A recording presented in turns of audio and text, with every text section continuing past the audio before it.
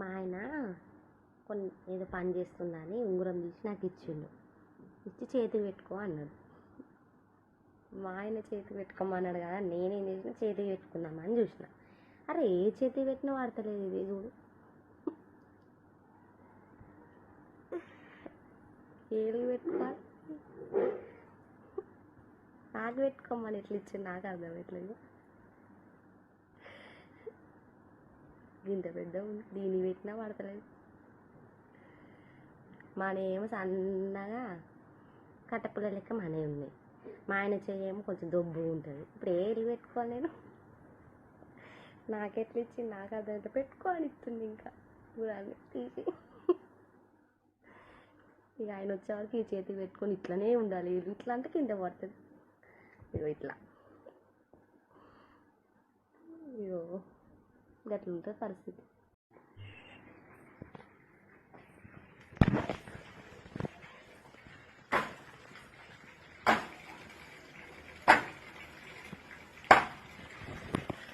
వాన వస్తుంటే ఎవరైనా బట్టలు విండుతారా? ఆడ వాన చూడు ఎట్లా వస్తుందో.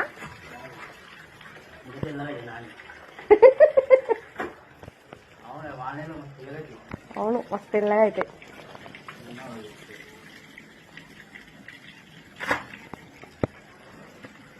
ఉంగరం అందుకే ఇచ్చినావా బుజ్జి? ఈ ఉంగరం ఏలి పెట్టుకోవాలి ఎప్పుడు నాకు ఒకసారి. ఈ ఉంగరం ఏలి పెట్టుకోవాలి నేను.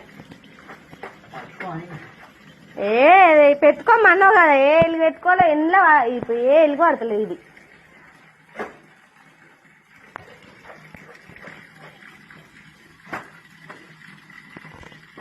ఏంటి మీరు ఉన్నాక మీ ఆయన బట్టలు విండుతుండే ఏంటి అని కామెంట్ చేయకుండా. నాకు 15 రోజుల నుంచి జ్వరం వస్తుంది. ఇప్పుడు జ్వరాలు వస్తున్నాయి కదా, వాతావరణం బాగాలేదు కదా, అందుకే మా ఆయన విండుతున్నాను. మళ్ళీ కామెంట్ చేస్తారు కదా, ఏంటి మీరు వీడియోలు తీసుకుంటుంటే మీ ఆయన బట్టలు విండుతుంది కదా అని అంటారు కదా. అందుకే ముందు జాగ్రత్త చెప్తున్నా, జ్వరం వస్తుంది కదా అందుకే. జ్వరం వచ్చినాక వీడియోలు ఎందుకు తీస్తున్నా అంటారు కదా, టైంపాస్.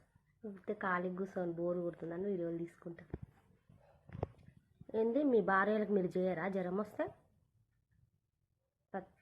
చేస్తారు ఖచ్చితంగా, నాకు తెలుసు. బయట చూడనీకి అట్లా ఉంటారు కానీ ఇంట్లో పని మాత్రం ఖచ్చితంగా చేస్తారు. ఎంతమంది వాళ్ళ భార్యలకు హెల్ప్ చేస్తారో కామెంట్ చేయండి.